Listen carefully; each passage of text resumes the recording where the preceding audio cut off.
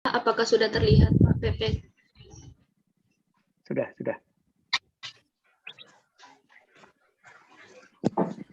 Bismillahirrahmanirrahim. Assalamualaikum warahmatullahi wabarakatuh. Waalaikumsalam warahmatullahi wabarakatuh. Salam sejahtera untuk kita semua. Yang terhormat Bapak Ibu Penguji, yang terhormat Bapak Profesor Insinyur Zainal Muktamar, MSc PhD, yang terhormat Bapak Profesor Dr. Insinyur Riwandi, MS, yang terhormat Bapak Insinyur Hasanuddin, MP, yang terhormat Ibu Anandiawati, SPMSI. Perkenalkan, nama saya Fira Alsari, NPMS 1F017014, akan mempresentasikan penelitian saya yang berjudul Perbandingan kualitas vermikompos dari beberapa sumber kotoran hewan yang berbeda, hasil dekomposisi cacing Prionek hexapathus. Latar belakang. Yang melatar belakangi penelitian saya adalah vermikompos memiliki keunggulan dapat meningkatkan sifat kimiawi, fisik, dan biologi, meningkatkan kualitas lahan, serta produksi tanaman. Selain itu, pengomposannya efisien terhadap waktu, karena dekomposisinya dibantu oleh cacing Prionek hexapathus yang cepat dalam merombak bahan organik. Namun demikian, kualitas vermikompos berbeda sesuai dengan bahan yang digunakan. Maka dari itu, perlu adanya penelitian untuk mendapatkan kualitas terbaik vermikompos berdasarkan standar mutu pupuk organik pada Peraturan Menteri Pertanian Nomor 261 Tahun 2019.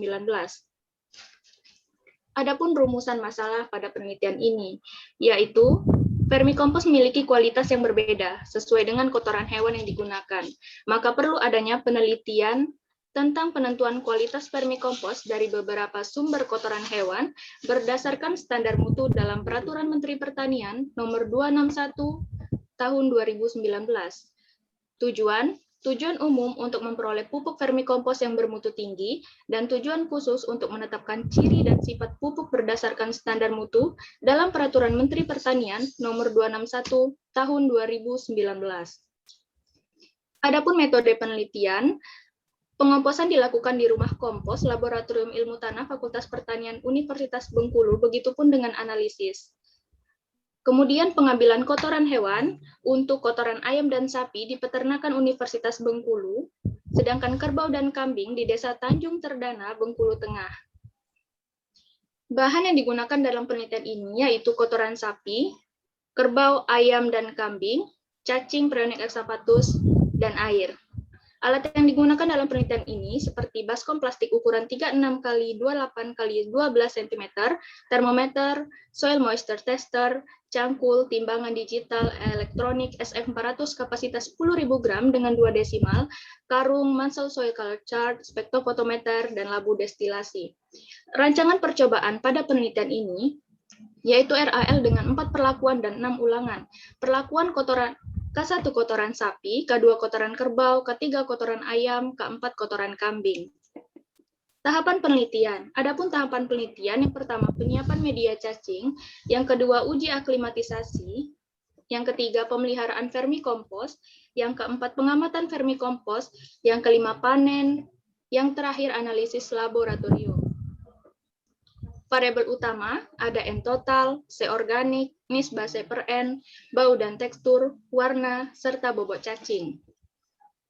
Adapun variabel pendukung, yang pertama temperatur, yang kedua pH H2O1 berbanding 5B per V, yang ketiga kelembapan. Adapun analisis data, untuk temperatur, pH, dan kelembapan menggunakan ANOVA, uji F taraf alfa 5%, apabila berbeda nyata, maka dilakukan uji lanjut BNT. Dan deskriptif, untuk C organik, N total, C per N, bau, tekstur, warna, serta bobot cacing. Hasil dan pembahasan, gambaran umum penelitian. Penelitian ini dilakukan di Rumah Kompos Laboratorium Ilmu Tanah Fakultas Pertanian Universitas Bengkulu. Baskom percobaan vermikompos disusun dalam rak kayu yang berdinding kawat. Pengomposan berjalan dengan baik hingga minggu ke-6. Hal ini dapat dilihat dari adanya perubahan variabel pengamatan sifat fisik vermikompos seperti bau, tekstur, dan warna, serta cacing yang masih terlihat sedang mendekomposisi. Minggu ke-8, ketika panen, hanya sedikit cacing dewasa yang terdapat pada baskom percobaan, dan yang terlihat hanya cacing fase juvenil. Kemungkinan disebabkan adanya pemberian cahaya agar cacing berkumpul di bawah dan membuka karung dengan membuka karung sebagai penutupnya dan adanya pemangsa seperti tikus dan semut. C organik. Baiklah Bapak Ibu yang terhormat, berikut hasil analisis C organik. Hasil analisis C organik vermikompos dari seluruh perlakuan mengalami penurunan. Penurunan C organik paling besar yaitu dari 32,11% menjadi 19,17% pada kotoran sapi, dan yang paling kecil 24,93% menjadi 17,31% pada kotoran ayam. Penurunan C organik terjadi karena adanya proses dekomposisi oleh cacing Prionic hexapathus. Di dalam pencernaan cacing terjadi proses mineralisasi di dalam perut cacing yang menyebabkan turunnya C organik. C organik pada seluruh perlakuan memenuhi syarat sebagai pupuk organik berdasarkan standar mutu pada Peraturan Menteri Pertanian Nomor 261 Tahun 2019, yaitu minimal 15% dan sesuai dengan Standar Nasional Indonesia Tahun 2004, minimal 9,8%. Selanjutnya N-total. Berikut hasil analisis N-total. Hasil analisis N-total vermikompos dari berbagai kotoran hewan, hasil dekomposisi cacing Prionic hexapathus menunjukkan adanya kenaikan pada semua perlakuan. N-total tertinggi yaitu pada kotoran ayam. Tingginya kadar N-total pada kotoran ayam dikarenakan kotoran ayam memang memiliki kandungan unsur hara yang tinggi, terutama N-total.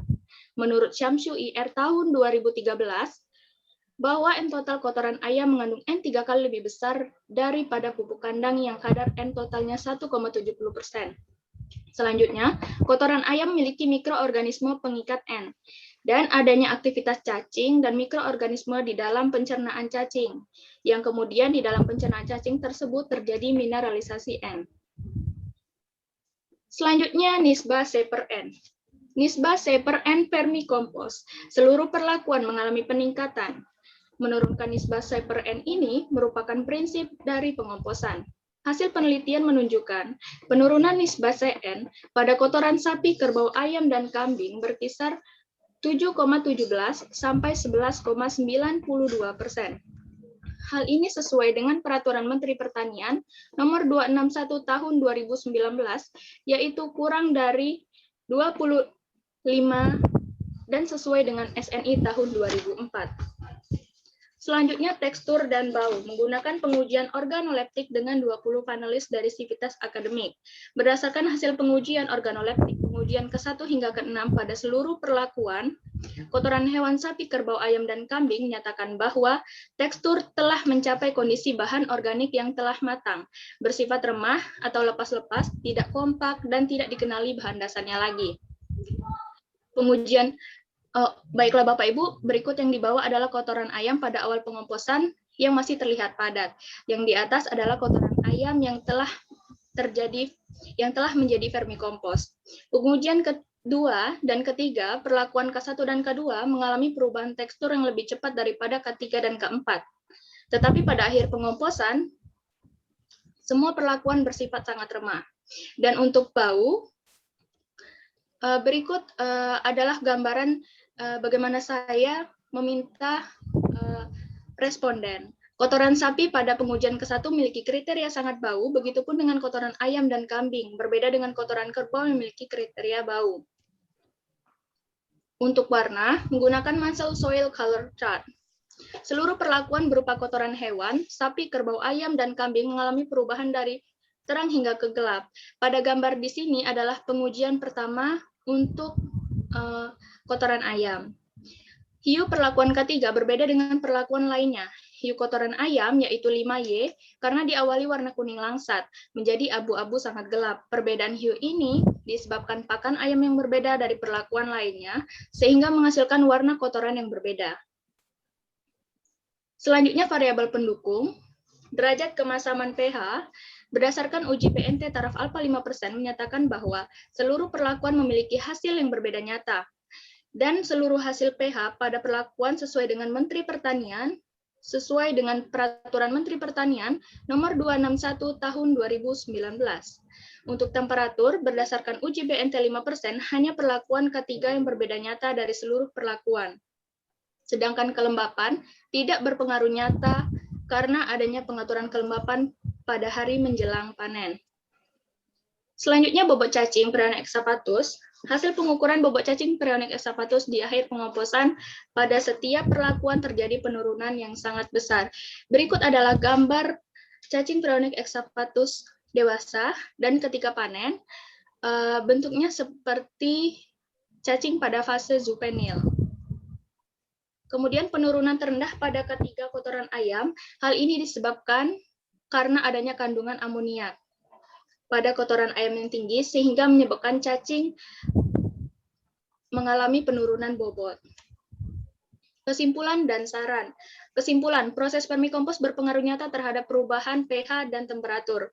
Yang kedua, kualitas vermikompos terbaik yang mendekati standar mutu organik padat pada Peraturan Menteri Pertanian Nomor 261 Tahun 2019 adalah yang berasal dari kotoran kambing, memiliki seorganik 18,37%, N total 2,11%, dan nisbah CN 8,72%. Saran, diperlukan lokasi penelitian vermikompos yang lebih baik sesuai dengan suasana kehidupan cacing. Terima kasih Bapak Ibu. Saya kembalikan kepada Bapak Profesor Zainal. Oke, makasih. Waktunya tepat. Silakan di ini dulu, Vira, di Baik, Pak. stop share dulu. Oke, makasih. Silakan minum Bapak Ibu sekalian. Sambil minum biar santai. Minum dulu, Vira. Kalau ini. Baik, Pak. Terima kasih, Pak. Oke, saya mulai dulu lah, mancing-mancing dulu. Nanti sudah Bu Indah. Vira, kamu meneliti ini alasannya apa sebetulnya? Kalau sampai berkeinginan meneliti perbandingan 3 vermikompos yang berasal dari kotoran ayam, kambing, dan sapi dan kerbau, 4 ya. Silakan, apa kira-kira? Baik Pak, alasan Vira yang pertama yaitu karena melihatnya penumpukan limbah peternakan dari peternakan seperti sapi, kambing, kerbau, dan ayam Pak. Dan kemudian karena di Bengkulu belum adanya kegiatan vermicomposting, maka dari itu Vira melakukan ini untuk nanti kemudian Vira dapat mengajak masyarakat petani di Bengkulu untuk melakukan kegiatan ini dikarenakan dari faktor ekonomi, biayanya murah, kemudian bahannya mudah didapat, kemudian selanjutnya yaitu dari faktor ramah lingkungan, Pak. Vermikompos ini kegiatannya sangat ramah lingkungan, sehingga tidak menimbulkan bau yang busuk dan dapat mengurangi limbah,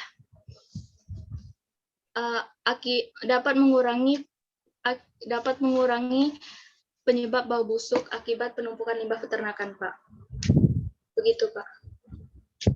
Oke. Kemudian masalahnya apa?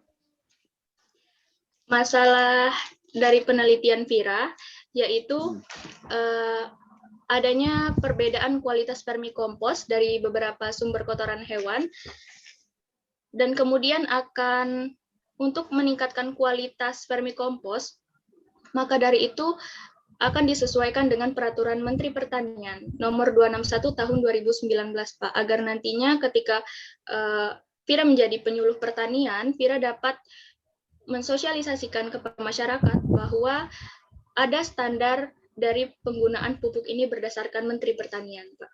Seperti itu, Pak. Kemudian, oke. Tapi kenapa memilih kotoran sapi, kerbau, kambing, ayam? Gitu. Kenapa kok tidak yang lain? Baik, Pak. Vira memilih ini dikarenakan hewan ini merupakan hewan yang lumrah dibuat peternakan oleh masyarakat, Pak. Dan sehingga nantinya bahan dari kompos tersebut berupa kotoran hewan ini mudah didapatkan oleh masyarakat, Pak. Gitu, Pak. Ya, apa kaitannya dengan tadi alasan tadi? Alasan kenapa penelitian dilakukan? Apa kaitannya itu? Pemilihan itu? Alasannya yaitu agar Vira nanti dapat menjelaskan kepada masyarakat bahwasannya terdapat standarisasi vermikompos berdasarkan peraturan Menteri Pertanian, Pak. Jadi masyarakat tersebut tertarik untuk mengikuti kegiatan pembuatan vermikompos ini, Pak. Oke, sementara saya sudah, nanti Uni lagi. Mungkin berikutnya Bu Indah dulu, sebelum saya lanjutkan nanti. Silakan Bu Indah. Ya, terima kasih Pak. Ini mohon maaf Bapak dan Vira, Bapak-Bapak sekalian. Karena sinyalnya jelek, jadi kameranya saya matikan dulu. Oke, Vira. Tadi Vira sudah menjawab Prof. Zainal. Nah, ini nih yang saya mau tanyakan salah satunya ke Vira adalah vermikompos itu apa, Vira? Baik, Bu. Vermikompos adalah pupuk organik yang berasal dari dekomposisi cacing Preonik excavatus, Bu. Yang berasal dari cacing, dan pada penelitian Vira adalah cacing Preonik excavatus. Nah, coba Vira perhatikan draft Vira halaman 4.